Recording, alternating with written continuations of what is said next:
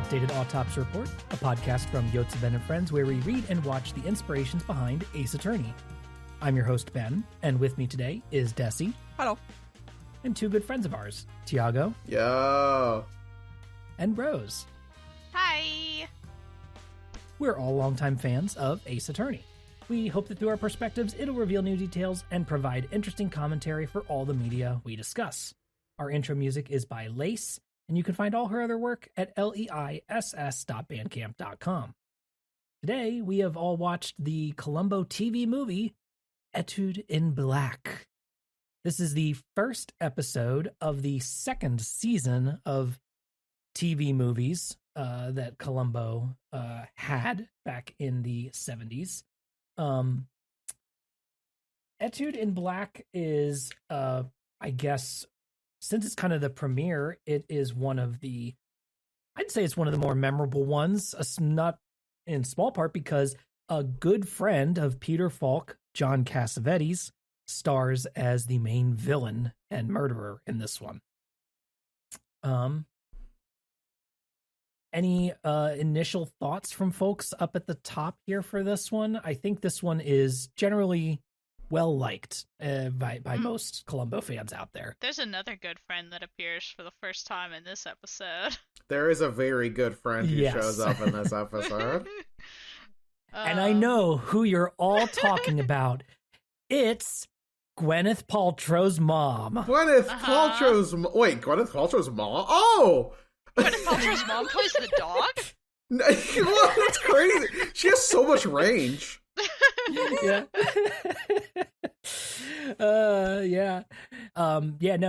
Janice, the wife character of Alex Benedict, John Cassavetes' character, she's played by Blythe Danner, who is Gwyneth Paltrow's mom. Oh. Yeah. In fact, I actually That's such a super statement see because she's that. so young in this. Yeah, and here's the thing. She was pregnant during filming with Gwyneth Paltrow. Gwyneth Paltrow's in this episode? Technically, Gwyneth Paltrow's in this episode. So sorry for this episode. This is I the don't origin care of for Goop. I don't care. Stop now. It all started here. This is where Goop began. I can't believe the Peter Falk to Goop the distance is so small. Oh no. Something is going connection. over my fucking head. Oh, do you know what Goop is, Dessy? Yeah, if you've never heard of Gwyneth Paltrow's company called Goop, she made a very strange and bad health company. It's awful. I hate it so much. That sold a bunch of not actually helpful health remedies and Snake oil? It's all Yes. weird snake oil homeopathic doodads and whatsits that don't actually do anything. I feel confident in saying it's snake oil. Goop LLC, come at me specifically. I think you're full of it's shit. really funny that it's named Goop too. I honestly, if you woke me up today and went, "Hey, what are we going to talk about on the podcast today?" I'd be like, I don't know, probably some Columbo, maybe Dogs. a little bit about the music, definitely some dog-related stuff. What does Goop stream? What does Goop stream? What does Goop stream? Is it on Ploob? Yeah, Goop streams. Goop Every other day of the week. Goop is on Netflix. My roommate is Goop is on messaging Poob. me Yeah, about how much he It's on hates Poob, Goop yeah. right now. Oh man, and then of course after Goop was streaming for a little bit on the weekend, then they got canceled because they said some things. It's a whole thing. Galoopo. I've just been that was a informed stretch. that Goop is selling some of the same drugs as InfoWars. Yes, that one. Fuck Of course. Goop. Come Okay. at me. Oh man. I feel like I didn't think we'd go so off the rails so fast. I've had wait, everybody say it with me. I've had a long day at Long work. day at work. Long day at the Long Day Factory. I can't even say what happened at work today. Yeah, you're under NDA. It's one of those days where some things happened at work and actually multiple things happened that I literally can't talk about at work. Good Yeah. thing Something I can know talk about, exactly Liz. what You to know talk that is? about. Columbo. Please, There's let's something talk I can about talk Columbo. about. That's Columbo. Yes, I just I every can now talk and then about I'm this. like, oh my god, I have like contracts and stuff. There's agreements. Yeah. Let's talk about our good friend yeah. Columbo and his dog. This is the first episode with Yes. the dog in it. The first episode with Dog the Dog in Etude in Black. John Cassavetes plays Alex Benedict, an arrogant and jerkish orchestra conductor who is married to the daughter of the financier of the orchestra. Mm-hmm. Of course, however, he's been stepping out on her, and his mistress, Jennifer, issues an ultimatum. Divorce your wife, Janice, and be with me, or I'll go public with the affair. Faced with losing his wife's mother's money, or Jennifer, he decides to murder Jennifer by faking her suicide. However, He decides to marry Jennifer and the episode ends. and the episode ends. Yep. Yay! However, he drops his boutonniere at the crime scene, but returns during the police investigation to pick it up on the sly. It is here that he meets Columbo, who immediately begins to suspect that something is off. The thing is, Columbo notes, Jennifer is young, hot, shapely, attractive, hangs out with famous people, has bedroom eyes, is hot, attractive, shapely, and so very pretty, so how could she possibly want to kill herself? True. Pretty girls never kill themselves. You heard it here first. Yep. Haha, girl, you're so sexy. Don't kill yourself. Yeah, exactly, Columbo That says is literally what he said. Like, we don't kill Literally. Tiago and I watched this episode together, so We literally definitely both made that went, joke haha, multiple girl, you're times. so you're sexy. you're bringing some in jokes already. Yep. So yes, Columbo begins his usual routine of pestering Benedict, whom who immediately he suspects, which I already said. We also get our first introduction to Dog, Columbo's new basset hound, although he doesn't give him his iconic name quite yet in this episode. Columbo also hones in on the quick-witted young neighbor girl, Audrey, who claims to have witnessed a man leaving Jennifer's apartment. Unfortunately for Columbo, it ends up being a different previous boyfriend of Jennifer's, in a great performance by James Olsen as trumpeter Paul Rifkin. After much badgering of Alex, his wife Janice, who begins to suspect her husband of some kind of wrongdoing, and plenty of concert footage being reviewed, Columbo pins the boutonniere and the criminal by proving Benedict has removed his unique flower from the crime scene. The man accepts his defeat and with a confident flourish leaves Janice behind, and Columbo there continues to contemplate what to name his dog. Yay!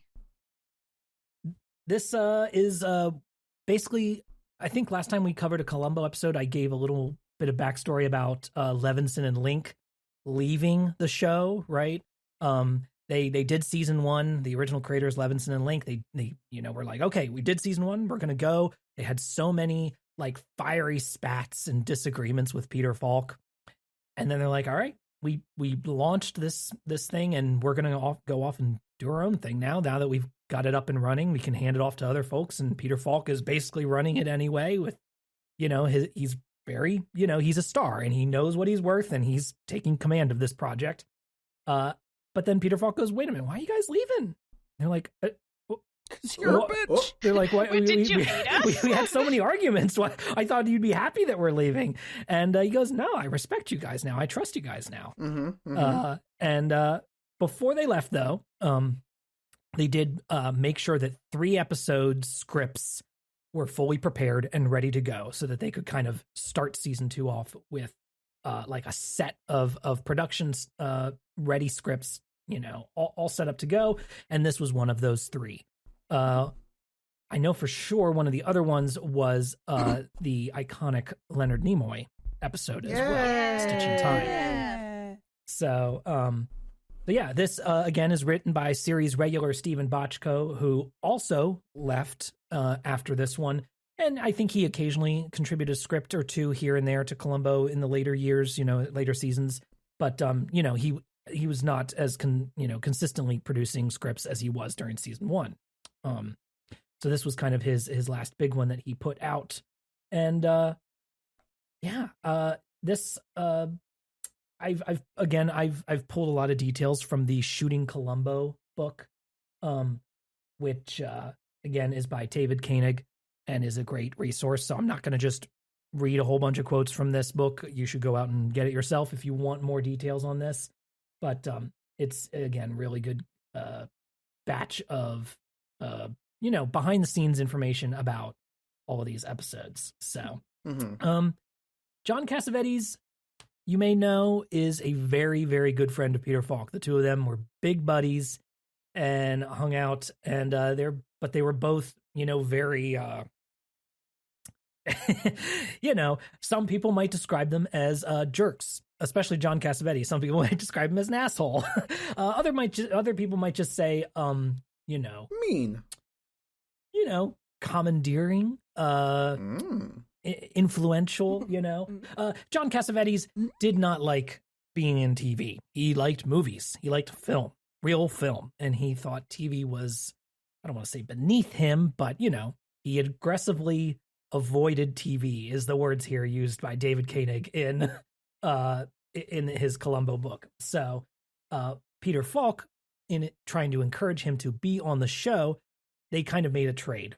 And Falk said, well, you know what? I'll star in your next movie, and you can star in an episode of my show. So they agreed to that. Peter Falk then starred in Cassavetes' film A Woman Under the Influence, which also starred Cassavetes' wife, Gina Rowlands, who you may know, and also paid some money as well to help produce the film. So that was kind of the exchange made here, and that's why Cassavetes showed up in a rare TV appearance. He promised he'll be in my show. Exactly. Yeah. And he was not happy about it, really, the whole time. He was kind of a jerk. There are several anecdotes in Koenig's book about him being a jerk about the camera, because there was like a little, they had a video camera, videotape specifically, rigged up to the master film camera so that after they took a shot, they could immediately play it through the videotape and see if they got a good one. Mm-hmm. And Peter Falk goes, oh my goodness, I think it's wonderful. And Cassavetes replies, so do I. Oh. And walked away. It's like, I'm never going to use that on any of my films. It's just like, okay, dude. It's just, yeah, he's just a very particular kind of guy. Standoffish. Yeah. So, here's the thing. He's kind of playing that kind of character here. Yeah, he kind of literally is that guy in this entire episode. Yeah. So yeah. The other thing I figured I'd bring up, since we're all excited about the dog, is tell the story about how the dog got on the show. The dog. This story has maybe gone around a little bit. I've occasionally seen it, shared on social media, but NBC was like, listen, you need Columbo to have a sidekick. They were like, you got to have him have a buddy. And Levinson and Link were like, I don't know. I mean, he's pretty good on his own. I don't know if he really needs somebody else. They're like, no, he should have like another cop who follows him around. Maybe like a young cop who's learning from him, or maybe a family member. Maybe you get his wife in there. They're like offering ideas, and they're like, no. And so the way they relented was they're like, we'll give him a dog. How's that? Maybe that's because you don't have to write for a dog, really. Dog? You don't got to write any lines for a dog. This dog doesn't need shit. He sleeps. You can kind of just keep writing the script as it is if you just got a dog tagging along occasionally in a few scenes. Every now and then the dog will do something. Yeah. But not much. This dog does not do a lot. He doesn't need to. Well, here's the thing. Originally, the idea was for it to be a puppy. No. But yeah, so again, the producers and staff on the show were like, no. I think one of the staff members said, no, he should have a dog that looks like him instead. So they found an oversized, I'm going to quote here from Shooting Columbo here. They found an oversized, aging, lethargic basset hound. Though he was a dog lover, Falk did not want a sidekick. Columbo had enough quirks, and he certainly didn't need a pet. But Colansanto asked him to give the pooch at least a look. Falk walked into the doctor's room set for the first day of shooting, took one look at the inert blob of wrinkles, and melted. Aww. The mom was perfect. He's perfect. He's perfect. So yes, they were very much like, no, we don't need a dog. But then once Falk saw the dog, he was like, all right, fine. This All dog right, it is works. Sign him up. Oh my god, I love a Basset Hound. He's so cute. Every time he barked in this episode too, my dog would also bark. So that dog would be like woof woof woof, and she'd be like borf borf borf. Like, who's barking? Should I bark? Yeah. Oh. It was very cute. Roxy's like super great uncle. Yeah.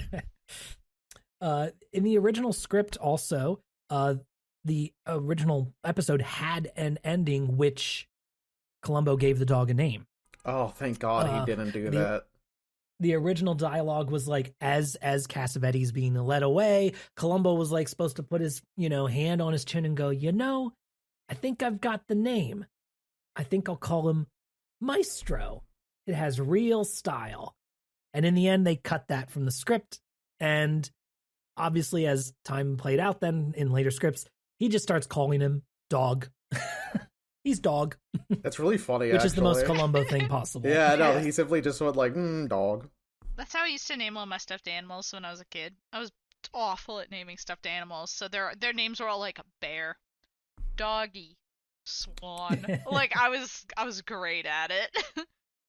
Yeah. I mean, you can kind of see there's a little bit of a remnant of that line in the script, because at the one point, Columbo floats with Audrey, the neighbor girl. Maybe I should call him Beethoven. And she's like, what are you doing, man? That's not a good name at all. That sucks. Yeah, that's actually really funny. Dog.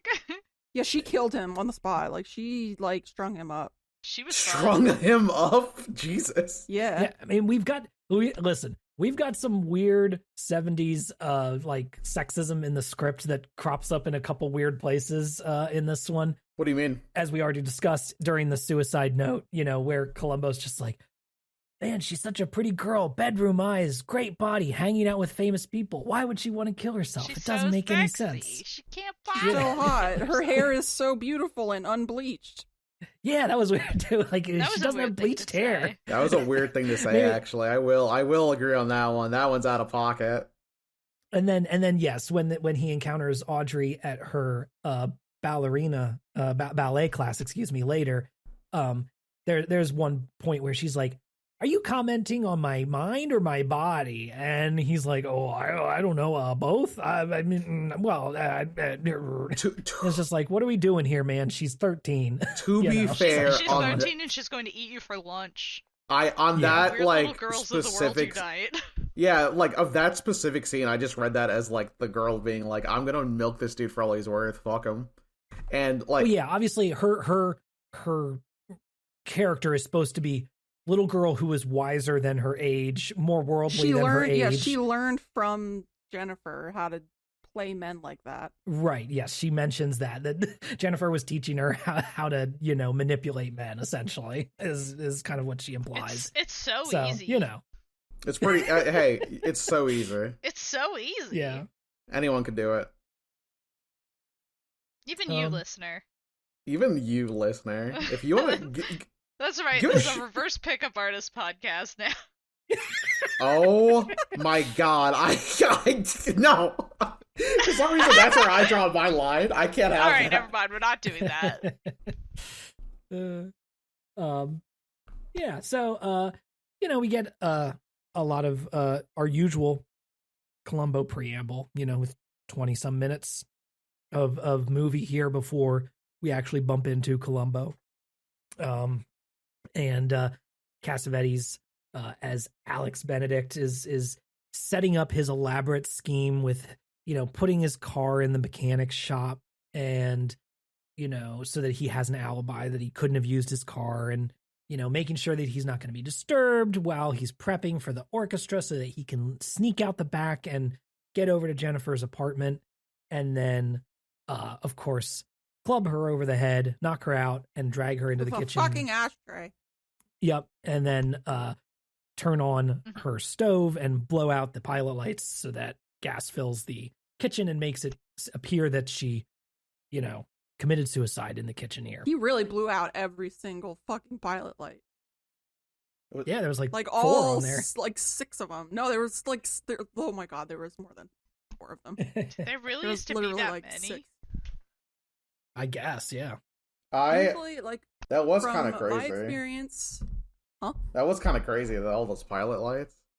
I know. I worked in a restaurant where they had stoves that had pilot lights, and they usually have at least one pilot light on each side of the stove on the bottom, and then it was, I mean, obviously it wasn't a stove from the 70s, but that was kind of it for that. But like that one, there was like pilot lights for the top of the stove, pilot lights for like the thing above the stove, pilot lights underneath the stove. I was like, oh my god. How did more people not die? I mean, look, they did. Did they check for pilot lights every single night?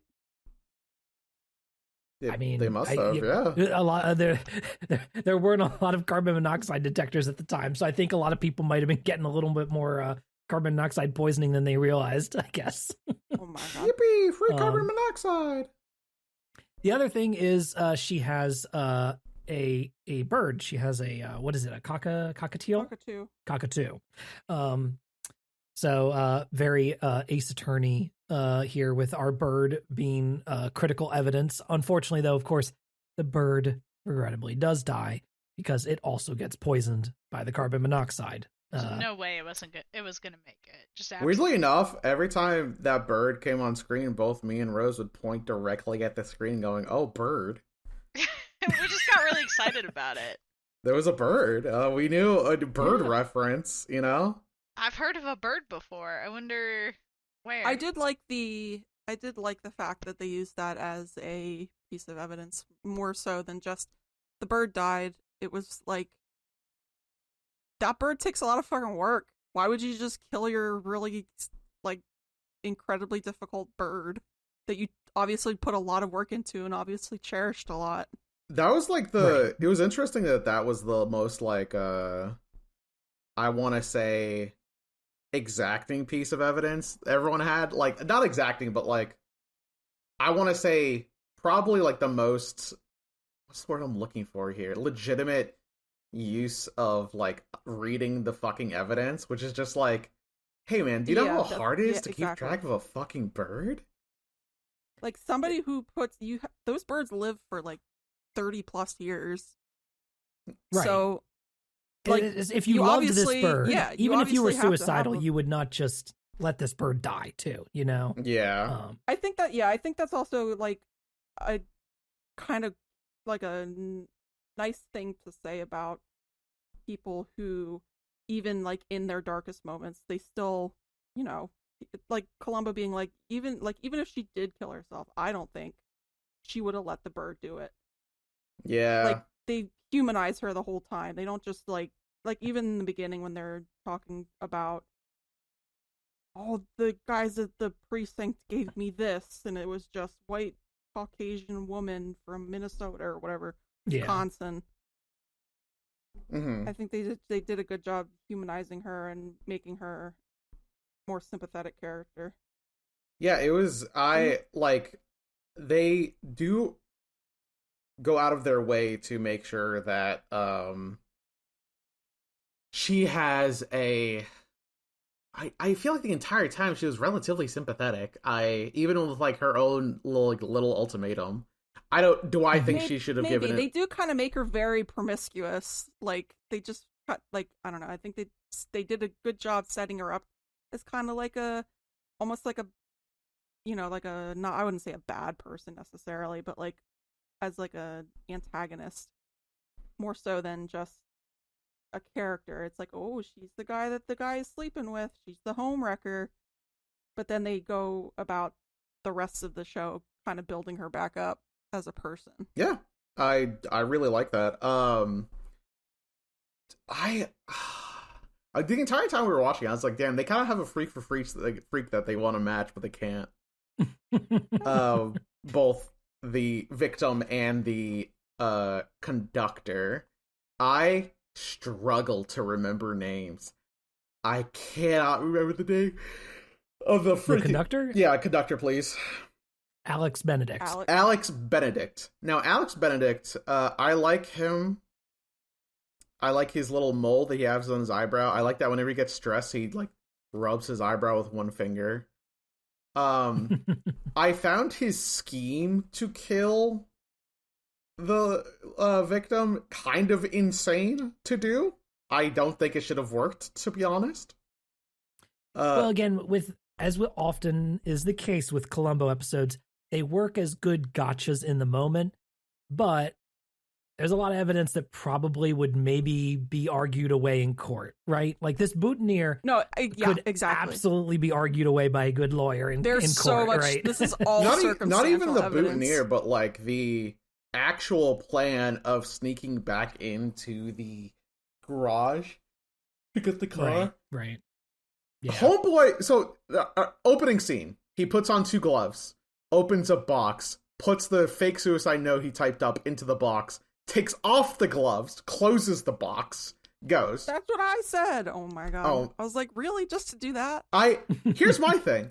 He didn't wear gloves when he was in the fucking mechanics? He just Well, his fingerprints are going to be all over the car anyway. But not at the It's his car, garage. you know. Yeah, but they're he not went to going the to be printing the bathroom. garage. He must have touched. He probably touched plenty of stuff. No, he did use the restroom. He used a tissue to hold spots he wanted to hold. Mm-hmm. He used the tissue to open the window. Yeah, but he also used it to open the doorknob and stuff. Yeah. But here's my issue. If you're gonna have gloves, bring the gloves. Use them. Use them. It's such a minor, like, Cinema Sins ass level fucking complaint, but I just was just like, bro, you put on gloves, put shit away, take off the gloves, put on the gloves, take on the gloves.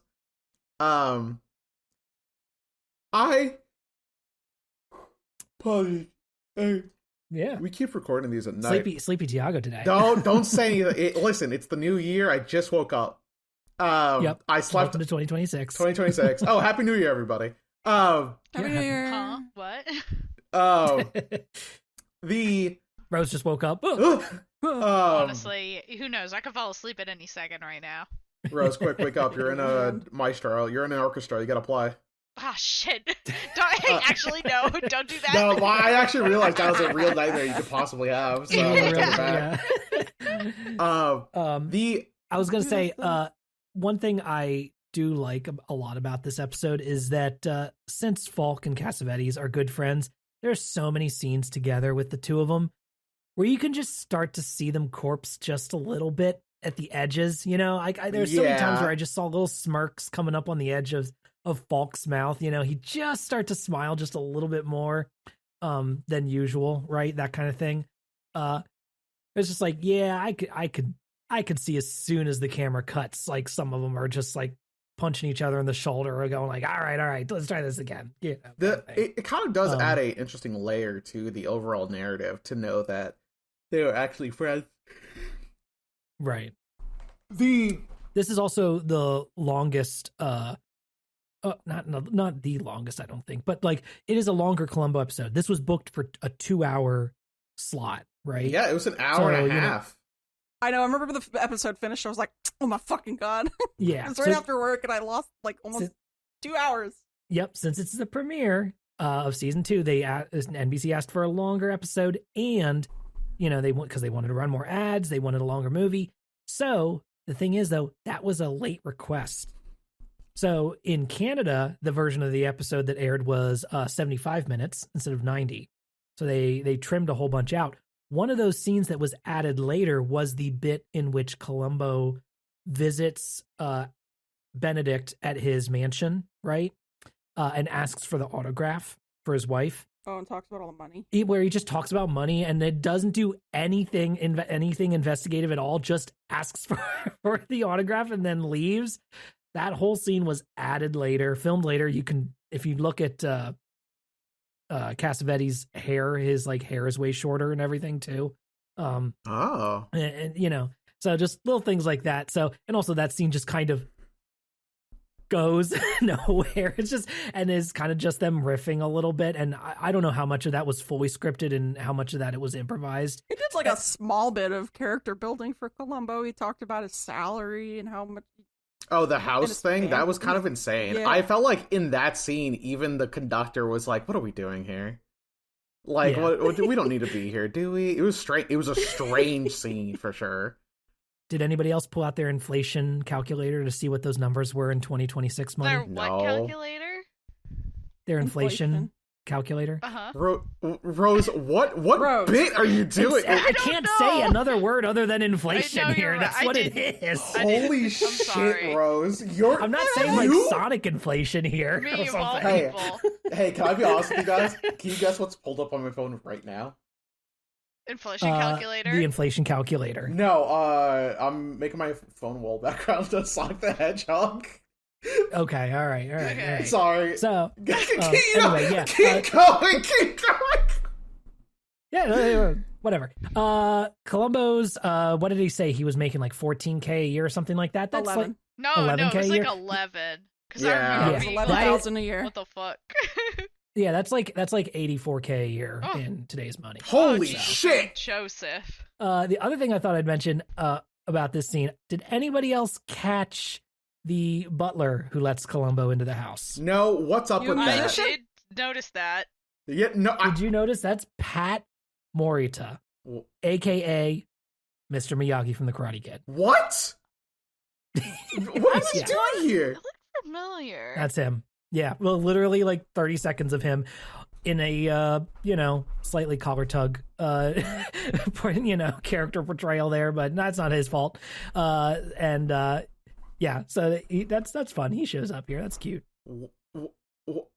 Why? Oh, you mean why did I think it was? Why did he? Why show was up in he this? there? Or why did? He got paid. Yeah, I mean, Oh, okay, fair enough. No, actually, I think this was an early role for him. I mean, Karate Kid wasn't until what? That was 90. No, that was 84. Sorry, Karate Kid was 84. So That's when I Transformers was about to say started. 1990, but it was 84. So,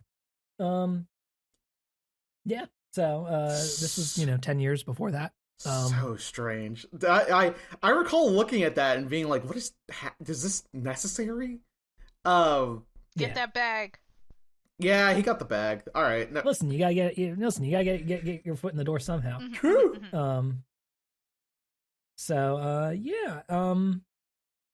That's fun. I think I really thought that Blythe Danner's performance as Janice, as the wife of Mhm. Benedict, I thought she was really good in this. Really like portraying that type of character who's got like this sort of quiet, I guess it's a little bit of a cliche to say this, quiet intensity, right? But in that she's like, she starts to think something's going on. She can't really pin it down. She starts to go, well, maybe I am overthinking it. And then as things keep to building and building and building, she's just like, oh my God, my husband might have done something really terrible. And by the end, she just kind of has this great moment where he's like, yeah, go ahead. Be honest with the detective. Mhm. And, there's like this moment is she? And then, yeah, it's kind of that final nail in the coffin where she's like, yeah, no, it wasn't there. Do you think that he expected her to lie for him? I think the benefit of Cassavetes' performance there is that he kind of gives that a little bit of like, he knows she's probably going to actually say the truth, but a little part of him wants to hope, He's given it. He's like, that I got a that she'll bail him 50-50 out. shot. Yeah. Right, She like, he's might kinda lie to me, flipping the she might coin not. and- This is my best chance. Yeah, exactly. And I think he does a good job of portraying that. This And is yeah, I definitely think she's good. a fun Columbo villain too. We discussed this a little bit when we watched it, but I wanted to bring it up. He does not have a breakdown. Like your Right. standard Columbo villain, like your standard Ace Attorney villain. He gets got, and he says, "All right, yep, bad luck. You got me. You got me. I'd like to go now. You knew from the been very nice. first second you met me, didn't you? Yeah. You know, kind of He thing. shakes Columbo's hand and he says, "All right, whose squad car am I hopping in?" He takes it with significantly more grace than I was expecting from this man. Mm-hmm. And I think fed up that's with being fun. That's a humiliated. He just fun took twist on your typical Columbo villain. I have a couple comments about that scene in which that like Janice is like, I think, awesome in this, where like she realizes the truth. And I feel like she always knew, but this is the moment where like she couldn't run away from it, and was like forced to answer. Whereas all the other situations were like she would have like these little confrontations with him, with the killer, and she would be like, "What are you doing?" And then he'd be like, "No, trust me, babe. No, it's all good. You believe in me, don't you? You're just gaslights her tired." the whole fucking time. Yeah. Another comment. What the fuck was he wearing when he got arrested? That is a turtleneck t-shirt. I 70s were a different time. What? We have to go back. The turtleneck t-shirt is an insane look. Also, actually kind of a huge vibe of him conducting while smoking a cigarette. That was actually kind of crazy. That was like, oh shit, he's actually aura farming. Yeah. That's right. Wait a I can second. use those words too. Never mind, I can't. I felt bad. I'm not using those words ever again. He looked really cool is what I'm going to say. I felt so much shame in that millisecond. I felt like God put his magnifying glass against me. Aging in real time. It's okay. Happening. We're not in touch, and that's fine. We're all 30 plus millennials.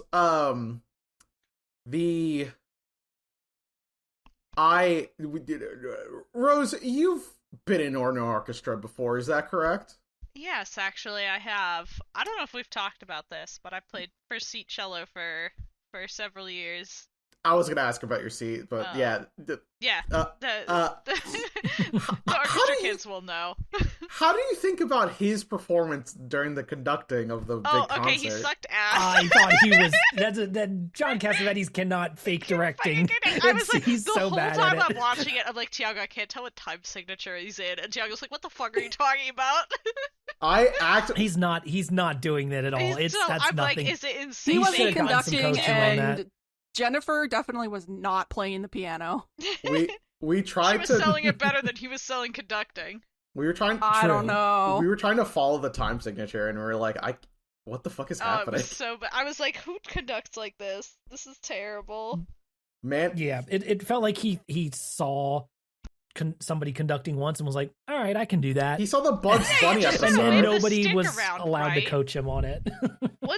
And the thing about a conductor, right, is like, all right, fine, you're a fucking celebrity conductor. Good for you. You know what you are at the performance? If you've done your job right, you are a glorified metronome in a tuxedo. Like, Yeah. you are done with your job at that point. You just look fancy for the crowd. Everything Yeah. happens in rehearsal. No, but you don't get it. Haha. I do get it. Okay, never mind. I take it back. I'm so sorry. I mean, this guy's an ass for man. sure. But yes, I also noted that. I was like, He's oh my conducted goodness, so that's fucking that's shit. not how you conduct at all. And like the orchestra politics was so funny. Obviously, I never got into it afterwards. Like, I didn't stick with orchestra later in my life, but these nasty little old ladies like sniping at each other and like. Yeah, I will say like the orchestra like committee Yeah, politics very stuff fun. is kind of fun. To get a bunch of these rich pricks just kind of being like, well, I don't know, maybe this man, he had a bit of a rough life, kind of thing. It's like, what kind of people was he keeping as his company? I don't know. It's just like, oh my god, get over yourself. Questioning his current character based on what happened to him in the past it was so rich, snobby white woman. This and was I during. enjoyed it sort of for Janice's character too. Like, I really felt like she did a stellar job, as we've pointed out, but like the feeling of her being kind of trapped on all sides. Like, she's got her shitty husband, she's got her shitty mom. Yeah. Columbo's asking her questions. Like, she just wants to garden and play tennis, which is what God intended her to do. And also me.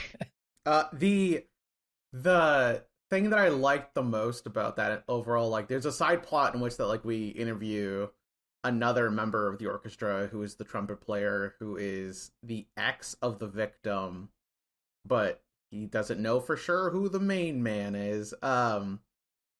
The scene where they all talk about him to, like, determine whether or not he should be kicked off, but then, like, fucking the killer walking in being like, actually, we should defend my man. You know, he had a really troubled background. He had weed once and was a ruffian. Yeah. I felt so bad for this trumpet dude who just wanted to drink and just play the trumpet. I expect all of my trumpet players to be drunk, high, and have gotten in at least a fist fight on the way to work. Just like God intended. Yeah.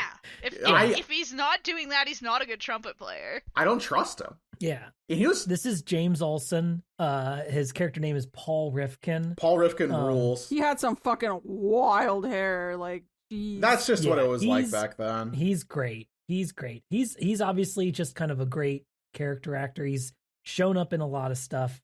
I'm trying to think of big things he's been in, but I see here, Andromeda Strain, Commando. He's been in a bunch of TV, Murder, She Wrote, all that kind of stuff, right? Mm-hmm. So, all over the place, great actor, and yeah, he just, his delivery in particular of when he's getting interrogated about his past, he goes, "Oh, it sounds like Mr. Benedict gave me a great defense," it's like really got me. And I also really loved the bit when Columbo visits him at the jazz bar. Yeah. Because this is the most noir Columbo has ever been so far, like a smoke-filled, empty jazz bar, hey buddy, we're closed, like all the chairs are up on the chairs are up. tables. Yeah, they're drinking, they're just practicing and riffing together. It's like the most stereotypical, like noir jazz bar that you could bump into, and it's just kind of funny to see Columbo in that setting, because so often when you imagine Columbo in your head, it is against the backdrop of rich people houses. Mm-hmm. And so here he's like in the detective zone, and it's like, oh right, I guess this is kind of where actually I'd normally see a detective, but it feels weird actually for you to be here now. I kind of wish he brought the dog in, but you can't bring the dog into the bar. You can't bring the dog into the bar. Can't bring the dog into the bar. I think the most really interesting thing about this scene is that Paul calls Columbo out, like straight up. Columbo's like, like Columbo enters and it's just like, hey, all right, I just came over here. I gave for a cigar. See if you guys had a light. And then the fucking Paul goes like, they don't sell cigars next door. It's a laundromat. And he goes, well, he used to sell cigars. And I love the pot, like, there's kind of a scene in which that, like, Columbo looks like he's a detective. He should be in an environment such as this. But the second he enters it, almost the environment itself fights against him. It's just like, no, you're Columbo. You do something else. See, this isn't what you do. Right. And he also, like, gets no information from this, too. It almost comes across like a dead end. Because, like, fucking Paul doesn't give up shit. Nice job, Paul. Paul doesn't know anything either. Like 3 full shot glasses of like bourbon or something. He doesn't drink on the job. Like in like 20 seconds. He doesn't drink on the job. He doesn't drink on the job. No, not Columbo. Oh, the Val? other guy. Yeah. Yeah. Well, he's a trumpet player. I expect my horn section to be drunk. That's why they have the Yeah, he was in the process of getting there in that scene. He was working on it until it's like 2/3 of the way into the scene, and then he was there. Rose, help me with this bit. What's the wooden part of the like the spit of like the or the trumpet like catches the spit? What's that called? Like the spit valve? Yeah, the spit valve. It's not glamorous. It's just the spit valve. But that's where, he'd already used a spit valve. He needs to be incredibly drunk. His mouth needs to be moistened by liquor. That was the point of this bit. Such a long walk for such a short glass of water. Why don't you take a long walk off a short glass of water? Dude, I'm always walking off short glasses of water. Oh, God, call me Humpty Dumpty the way I'd be falling off these glasses of water. We're mixing our metaphors big time over here. Well, I'm a mixologist, all right? You gotta give me a break here. Yeah, bartender. Oh, there we go. Brought it back. All right. So yeah, I guess then the only other part of this that we haven't really touched on is the garage and the car stuff. But I guess in the end, it doesn't really end up being that critical because Columbo hunts down the discrepancy, the 9-mile discrepancy on the odometer. Yeah. But Cassavetes, like, he kind of just waves it away pretty quickly. He's like, I just think his plan was kind of whack. Like, his overall plan to kill this lady is like, I'm going to take my car, I'm going to put it in the mechanic's garage so that it looks like I don't have my car during the performance. Then, before the performance, I'm going to go to the mechanic, get my car, kill this lady, put the car back, and then go back to the orchestra. So, like... I sure hope the mechanic doesn't tell anybody there's nothing wrong with my car at all, and there was no reason for me to put it there. I hope the car doesn't have a thing that can be easily tracked, like the mileage or something. And the other line where Columbo's like, and you couldn't take a taxi because they have records, and you couldn't take a bus because there's no buses. There's no buses? There's no buses. Looks around, there's no bus. I mean, maybe it did. LA? Does the bus not go to the Hollywood Bowl or back to wherever Jennifer's apartment is? Maybe. I don't know. Maybe they were just writing it out or something like that. I guess in the end, he would never. Benedict would never take a bus anyway. He's above that. Well, the thing about it though is that like if he committed this murder in Boston, he would actually 100% be a suspect from the get-go because everyone would be like, well, your alibi doesn't hold. You could have taken a bus. Yeah. You could have hopped on the 39 and gone to Symphony. Don't try and fuck with us. We all everyone want to hop on the 39 and go to Symphony. Boy, do they. I just think this plan was whack. There were so many moments where like you could have gotten caught. What if a mechanic was just staying at the garage? What if there was someone else at the house? What if there's a little girl playing with her dog in the front lawn? What if the parrot sees you and... What if the parrot sees you and says her name? Yeah, he did just deadass do it in the middle of the day. He also had to kill the parrot, which is very sad. No witnesses. No witnesses. No witnesses, Agent 47. It doesn't really matter, but like it's also one of those murders where like, did you even really like think it out, man? What if the mechanic... He maybe overthought it. I just feel like I'm just thinking to myself like, if the mechanic was in the garage, game over. Like literally game over. You go back to your concerto or whatever the fuck you do. And the reason he has to go back to the scene is because he drops his flower, which ends up being the like linchpin, quote unquote, to catch him. I love the scene where he enters in and looks down at the fucking bouquet. Oh, and the glasses. The composited effect. The composited literally me whenever I look at anything. For anybody who's not watched this episode, to be clear, exactly what's happening is John Cassavetes walks in as Benedict. He's got sunglasses on. He's talking to one of the police officers or Columbo or something like that, and he turns his head and looks at the boutonniere on the ground.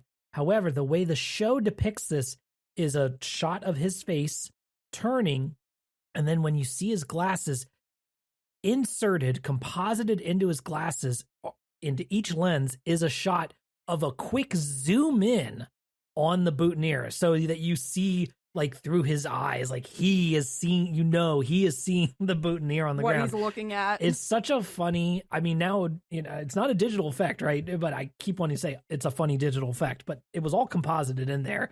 So it's a great little bit to like, to do that, as a way of storytelling that he's noticing that it's on the ground without doing a cutaway shot to it. So I thought that was very like fun. doing a thing where he like obviously tilts his head and like looks at it. In this exact image, he kind of looks like Jeff Goldblum in Jurassic Park. I said that too! Did I not say that? Yes, you did. Oh yes. I said that. I said, he kind of looks like Jeff Goldblum here. Specifically Jurassic Park Jeff Goldblum. Yeah. Kind of crazy. I just love this particular thing because I love it when Columbo does like weird little effects like in the... It happens every once in a while. Yeah, like every three or four episodes, you'll get all of a sudden a really weird or unique early compositing effect to help convey something, and it's always like a little surprise, like, ooh, this is okay, you guys are getting creative with this it. is the second time they have done something with glasses. In another episode they did with the private detective, they had him clean up the entire scene, but that was being shown to you over his like composited over his lens, and I thought that was really neat. Right. So fucking funny. Oh my god, dude. I like lost it at this.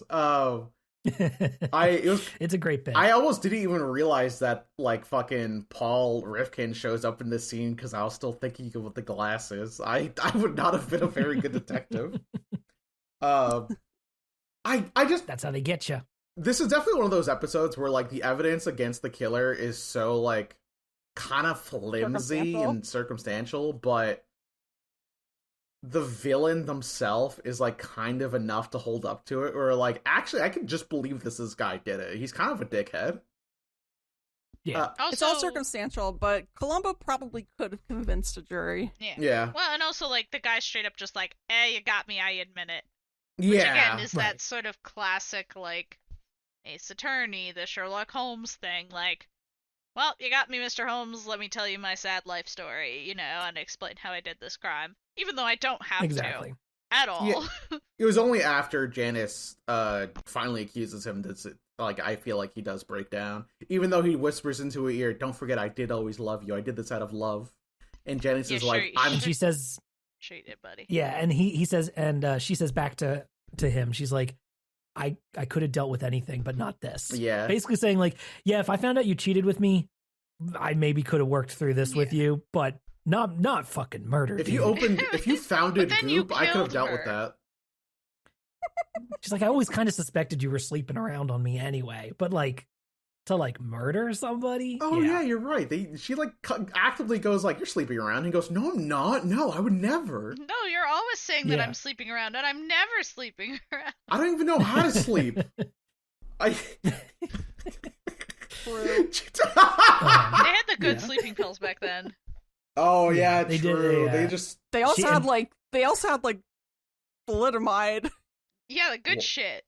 They just sold it at the candy store, just like fucking Quaaludes. Yep. God, I wish I could go. I also catching on a last few notes here I had. I really love the long, slow zoom in on Columbo at the Hollywood Bowl as he's playing chopsticks. Oh yeah, that was super good. Just a great dumb bit of him just going plinking away at the keys, and Cassavetes walking up going, "What the fuck are you doing, dog?"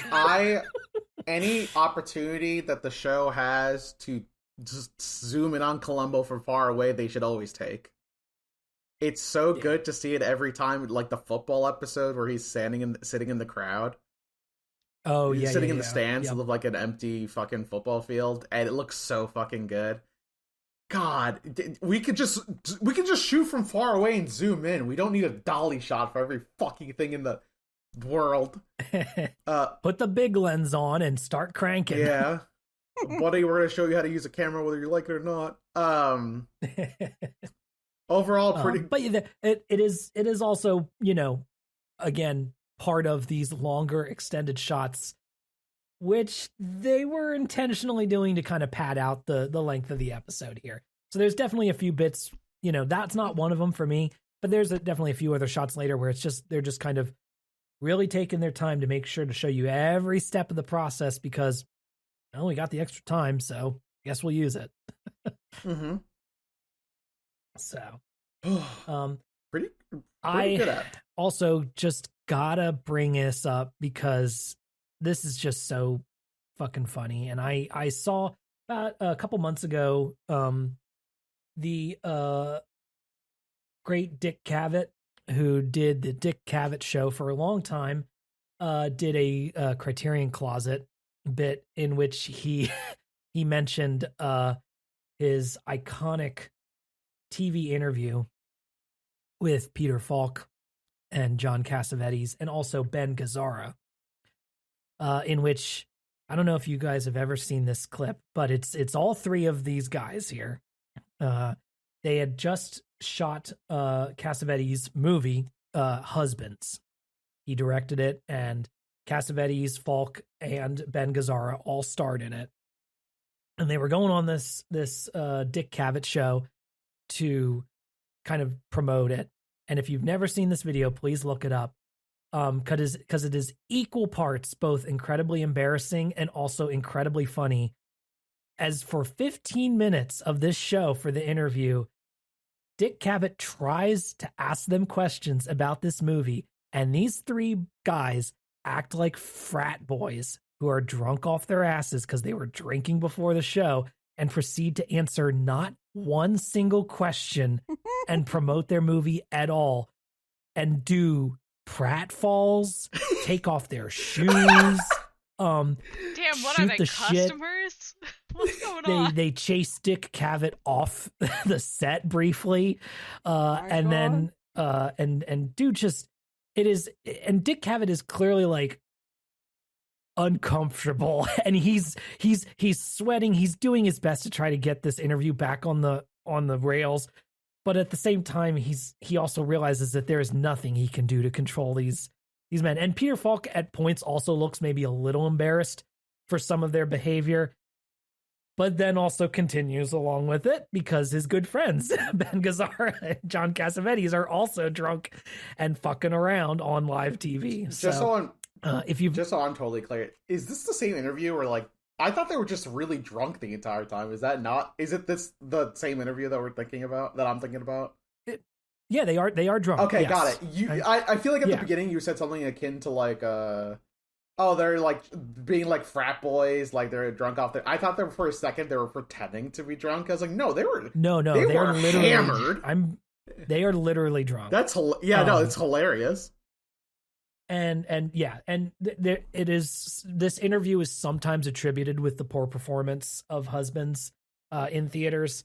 Who knows if that was actually the case or not, but this interview did kind of become infamous for a time there. So if you've never seen it before and you enjoyed seeing Peter Falk and John Cassavetes here mess around, watch that. I think it's a very entertaining time now with time removed. Oh yeah, no consequences. And also, if you've never seen Mikey and Nicky, which is also a movie in which John Cassavetes and Peter Falk star as two good friends who are going through it. You should also watch that movie as well. Long Day Factory. But yeah, all that to say, great film. You can. I like I said, I think you can see some of that coming through in this episode occasionally in the scenes with just the two of them. So. Because it's like very serious Peter Falk, and it's like very scary. Oh yes, no, this is not a funny movie, to be clear. Yeah, no, it is Peter Falk in a drama, and it's like, whoa, dude, sorry. I mean, also the one we mentioned earlier, A Woman Under the Influence, which was part of the deal to get this episode made. Again, if you're gonna go watch that, good movie, very intense, very depressing. Just know that before you go in. So, pick the appropriate time to watch that. Much to think about. But yeah, always fun to see these guys on the screen. Very talented folks, and I think it's a pretty good episode. Yeah, so. I like it a lot. Honestly, I just love music as well. Any kind of music, I'll listen to music. Also, the doggy was there. I can confirm that. Doggy. Yeah. Alrighty. Well, if anybody else has any last thoughts, let me know. Otherwise, I think that'll do it for us this week. Mm-hmm. I'm still thinking about the bird. Unfortunately, we do have one item of business before we wrap up the show here today. For now, for the time being, this is going to be Dessy's last episode with us. Dessy's going to be stepping away for the show for a little bit for personal reasons, but anytime they can come back on the show, we are going to have them back on. Don't worry, there's nothing wrong. Dessy's still my wife. There's not a horrible breakup going on behind the scenes. God. Yeah, you guys definitely better tell us. I'm taking the podcast and the divorce. I'm saying this before anybody starts to internet theory anything, right? I'm just laying it all out there. It's all cool. But just because of scheduling and personal reasons and stuff like that, it's just they're going to be stepping back for a little bit. And but whenever we can squeeze them back on the show, we will. But and obviously, whenever Capcom, whenever you put out a new Ace Attorney game, we'll reunite like gonna... wandering Ronins. Yes, exactly. So, Dessy, we're gonna miss you. But as always, you're welcome anytime that we can make it work scheduling. I know, it's like we're literally in the same room as we record Dessy, I know that no matter... I feel weird calling you Dessy, it's Des. Des, I know for sure that you'll always ping me whenever I'm playing a video game to ask if I can stream it. And I really appreciate that. Yeah, I got the Discord update where I can ask someone. Oh my god, Tiago did that to me the other day, and it was just like, what's happening to me? It's like I felt like I was having a stroke. It's very funny. Yeah, good shit. Yeah, no, we're all good. Yeah, We'll be back. Like I said, Dessy, you're quiet here. You're making me feel like I'm the one telling everybody about you dying or something. No, I'm just thinking about Transformers. Oh my god. So, we're talking about the podcast right now. So yes, don't worry. We will do our best to make schedules align more in the future. But like I said, just do things the way things are working right now. It has just become difficult for the exact, making everything line up here. So we will obviously be continuing the podcast with our usual schedule. You might hear me shrieking in the background of Ben's audio, unless he cuts me out. You can come say hi. It depends on how things work out. Yes, and yes, anytime that the schedules line up, they'll be back. Don't worry. So, but we just wanted to let everybody know that that'll be the situation for the moment until we can make things work out again. So, make sure to send all your kind messages to Dessy. And we'll continue to do our best to kind of figure things out in the future with like I said, with scheduling. And like I said, Capcom, you're on notice here. Oh my god, they've gotta get another game out. It will 2026 be the year of the attorney. Buddy, a lot of people are gonna get attorneys this fucking year. Oh Jesus, Mary and Joseph. Oh buddy. All right, that's enough of that. Everybody, for 2026, do you know what we all need to keep in mind? Shut the fuck up Friday! Shut the fuck up Friday! It's always shut the fuck up Friday. Don't post about your crimes on the internet. Don't post about your crimes on the internet. Don't post about anything on the internet. Stop posting. And shut Stop the fuck talking about yourself. Get off social media past midnight. Work on your sleep schedule. I'm trying to do that. I have a new rule. No social media past midnight. Yeah. Go to bed. I think that's wise. That I'm proud of you. Yep. We're touching grass, or in my case, I'm smoking it. Slamming into the grass of my front yard because there's a sheet of black ice in the courtyard in front of my door, and I ate shit this morning. Close enough. Good shit. Boston's a beautiful city. Yeah. All right, folks. Well, hey, thank you for listening. As always, you can keep up with the show via our website, updatedautopsy.report, which has links to all of our social media accounts and everything we do. We also have a YouTube channel, which features our Let's Plays and other fun videos at youtube.com/@yotseben. You can follow me on all social media. Well, not really all social media anymore. I'm basically only on Blue Sky @yotseben. Dessy, where can people find you? I'm Dessy on Blue Sky. And Rose. Oh, that's me. Is that the order we usually do? I did things out of order for some reason. I said Rose. What the fuck? Yeah, I skipped Tiago. I went to Rose first instead of the usual. Jesus, well, guess what, Rose? This time you're third. Okay, 99 episodes of me. Rose last. At Blue Sky. At Rose Nonsense, where I'm gonna post some art, some occasional Boston news. You can also find me in my friend's Minecraft server. We've been playing a lot of Minecraft again. We're having a really nice time. I'm just really enjoying it. Did you see the baby animals coming? I saw the baby animals, and I now feel bad about all the baby chickens that I murdered mere less than 24 hours ago because I was trying to make an entity cramming farm, and it just was not working very well in multiplayer, and anyways, long story short, I just killed a lot of baby chickens in Minecraft, so please don't Holy look for me. shit. I'm hanging my head in shame. The babies are really cute. Not the babies. They're really cute. I can't believe they did that to me. All right, Tiago. You can find me at Tiago Time on Blue Sky. Trying to spend this year doing a little bit self-care. Everyone, treat yourself well. Do something that really matters. Read a book. I've been taking moments of the day where I just like turn off the computer screen, put on some music, read a book for a little bit, and it does good for the soul. All right. I think that's wise advice. Thanks. These days. So, thank you so much for listening. We hope you'll rate and review us on Apple Podcasts, Spotify, or your favorite podcast platform. Speaking of reading a book, next time we will be reading the first 6 short stories in the adventures of Sherlock Holmes. Oh, Yes, we'll be returning to the great detective himself. We'll be going back to Sherlock Holmes. We thought, well, why not start off the year again with a little bit of Holmes?